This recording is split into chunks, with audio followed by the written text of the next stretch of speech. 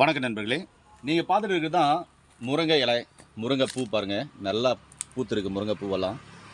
இந்த முருங்கைப்பூ முருங்கை இலையை சேர்த்து ஒரு 2 கைப்பிடி எடுத்து சின்ன வெங்காயம் போட்டு பூண்டு போட்டு நெய் ஊற்றி தேவையான அளவு மஞ்சத்தூள் உப்புத்தூள் போட்டு சூப்பு மாதிரி கொதிக்க வச்சு தொடர்ந்து காலையில் ஒரு டம்ளர், சாயந்தரம் ஒரு டம்ளர், சின்ன டம்ளரில், பெரிய டம்ளராக பாதி பாதி குடிச்சிட்டு வந்தீங்கன்னா உங்கள் உடம்புல ஹீமோகுளோபின் உயர்ந்துகிட்டே இருக்கும்.